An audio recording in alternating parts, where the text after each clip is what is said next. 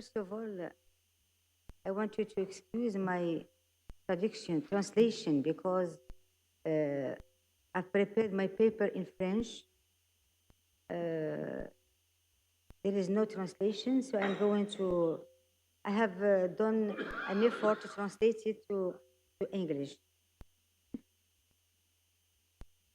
So, neocolonialism, inheritor of colonialization, is a complex phenomenon that uses law as its privileged tool, thus develops a more subtle form of colonialism based on treaties and conventions, legal neocolonialism, which is legal neocolonialism.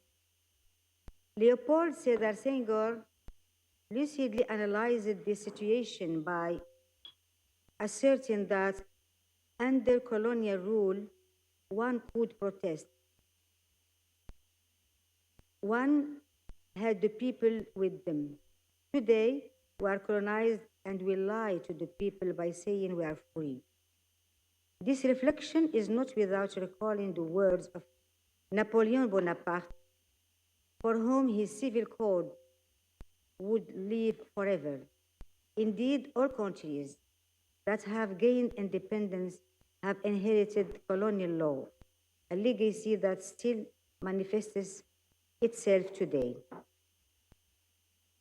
Neocolonialism in all its forms, economic, cultural, military, etc., is experiencing an unprecedented boom, especially with globalization and the emergence of new economic or military powers that have no colonial past in Africa. The former colonial powers then resort to law to impose their will on their former colonies, which have become their spheres of influence. The ruling elites in Africa, chosen and imposed by neocolonialists, are often referred to as black skins, white masks, as they feed on mimicry to be accepted and guided by the masters of Africa.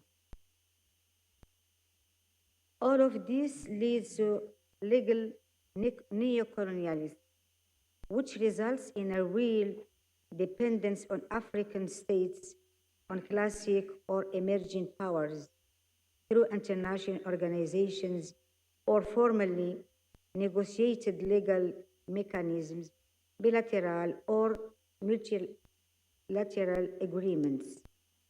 In reality, these mechanisms are imposed in order to favor a policy in favor of the former colonial powers or emerging powers, to the detriment of the interests of African people. I would like to take this opportunity to recall the effects of legal neocolonialism in Africa. Although it's difficult to paint a complete picture of this approach, both former colonial powers and emerging powers make use of it, making the task challenging. Nevertheless, we can focus on the most well-known and widely criticized legal mechanisms for their use as a tool of neocolonialism. Firstly, it should be noted that the United Nations Security Council is one of the 6 main organs of the United Nations and is tasked with preventing international conflicts and resolving existing conflicts, including through the use of military force. However, its lack of representativeness is criticized, as if all 10 non-permanent members vote for a decision, a negative vote from a permanent member is sufficient to block the decision. It's often considered that the creation of a peacekeeping operation results from diplomatic arrangements based on the direct or indirect interests of the countries involved. Next, the International Criminal Court.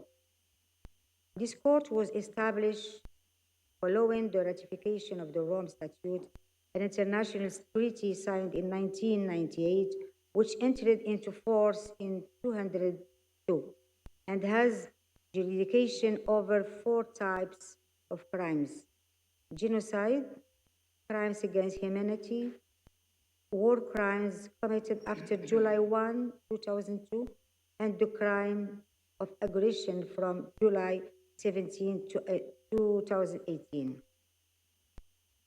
However, the International Criminal Court jurisdiction is not retroactive, which means that it can only deal with crimes committed after this date. Since its creation, has opened 17 investigations and detained 7 individuals, all of whom were African, which has led to accusations of judicial neocolonialism by the International Criminal Court against African and their leaders. This situation has led the African Union to encourage its member states to cease their collaboration with the International Criminal Court. But it should be noted that this court acts on the basis of information provided by states, international organizations, and NGOs. Finally, it's important to emphasize that this court is based on the principle of complementarity and can only intervene if states are unwilling or unable to prosecute alleged perpetrators of serious crimes. Thus, the International Criminal Court's investigations and prosecutions aim to complement national judicial efforts, not to replace them. Among international institutions, we will primarily focus on the International Monetary Fund, which is often criticized for being seen as a neo-colonial instrument serving economic powers to subjugate African states. Indeed, the conditionality principle of the International Monetary Fund, which involves imposing political and institutional reforms on African states in exchange for loans, is considered as interference in the internal politics of the states. Some even go as far as calling its cartel of monetary looters, as the International Monetary Fund often demands reductions in public spending, privatization of state-owned enterprise, liberalization of trade, and devaluation of the borrowing countries' currency. Thus, this fund favors the interests of developed countries at the expense of the developing countries, especially African states. Representatives of developed countries within the International Monetary Fund have considerable influence in imposing their economic and political visions and priorities on developing countries. African states are therefore vulnerable and less influential in international organizations and are often imposed with international standards that are unsuitable for their reality, which can be harmful to the ruling elites and the population. Furthermore, legal neocolonialism has a direct impact on African legal system by preventing legal pluralism and an indirect impact on ruling elites and populations. In Francophone Africa, the concept of the rule of law is often defined by the Élysée in France, according to Western standards that are not adapted to African realities. This approach has led to a blind imitation of French legal codes, including labor law, without considering local particularities.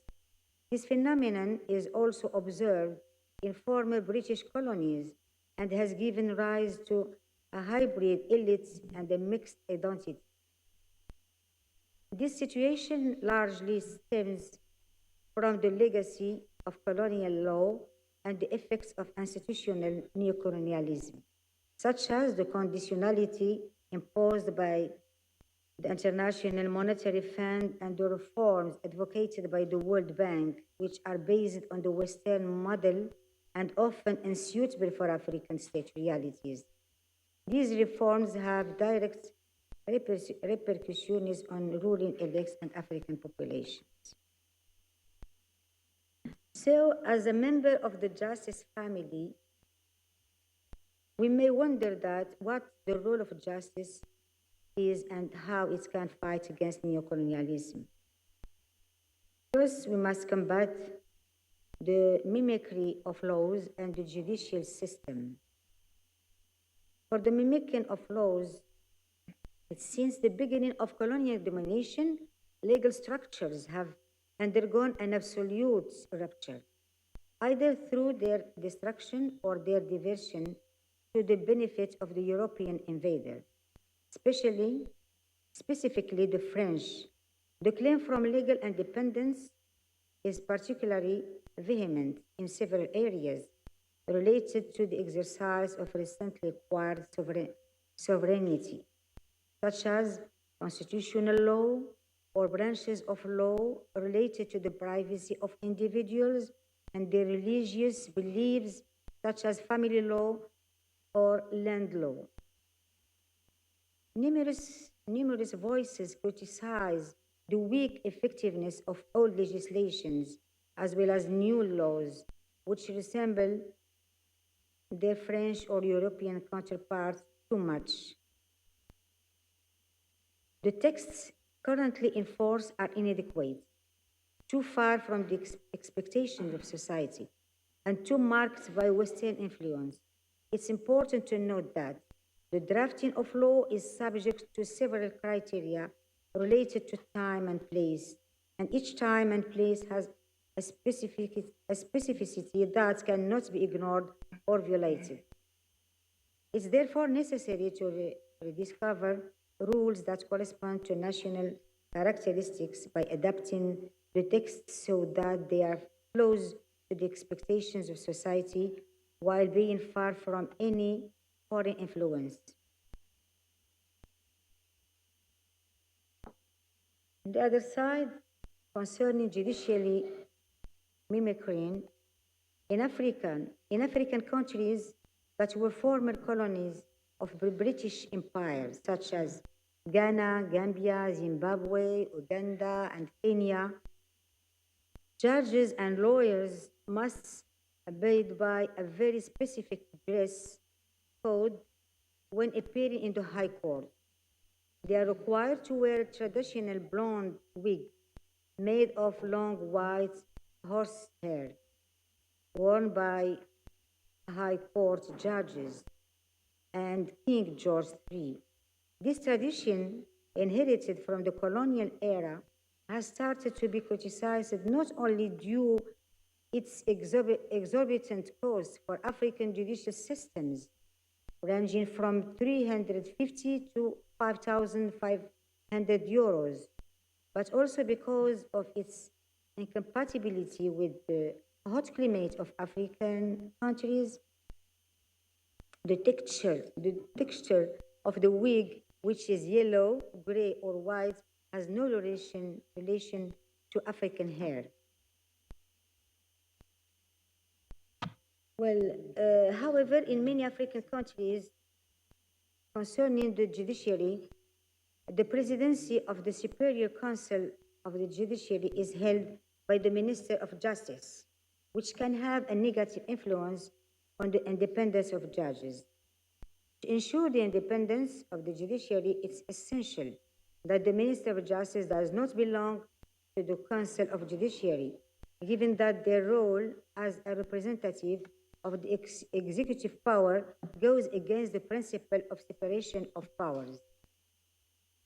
Judicial independence is a fundamental principle of democracy, which implies that magistrates and courts are protected from any interference whether internal or external.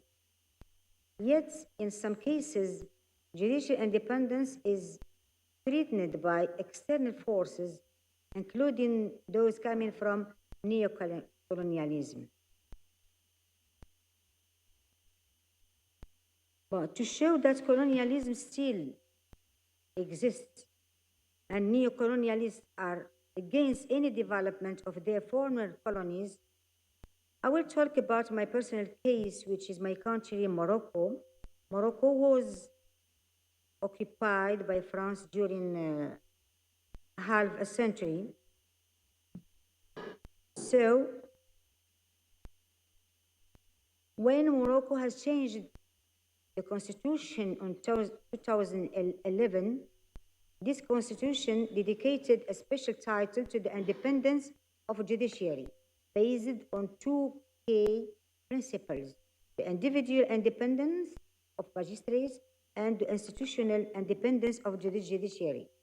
This independence protects the judiciary from any form of interference, including those coming from neocolonialism.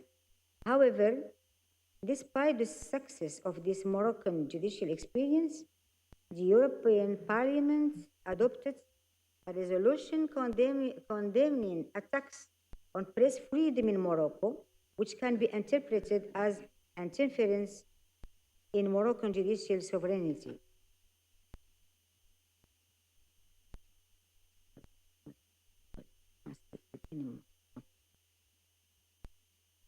Sorry for translation. Well, in summary, because it's not, I didn't. Yes, thank you, thank you. You know that all this, I haven't finished it. Just 30 minutes. Okay. Just for this journalists, they were arrested because for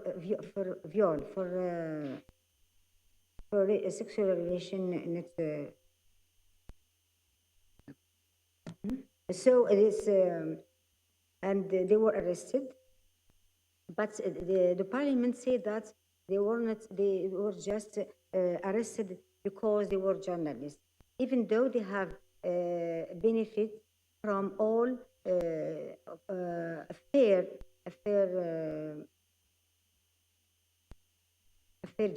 judgment. Anyway, in summary, legal neocolonialism takes various forms in Africa and has a negative impact on the continent's legal system. International organizations condition their loans to institutional reforms, which can be considered a form of neocolonialism through debts.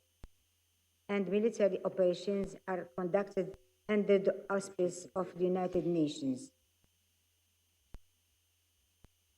All this contributes to a legal system shaped by the ruling elites to the detriment of the African populations, all of which doesn't leave Pope Francis indifferent. And it's important to take these issues into account to encourage new nation states to free themselves from foreign origin laws and guarantee the independence of their judiciary. Thank you. Sorry.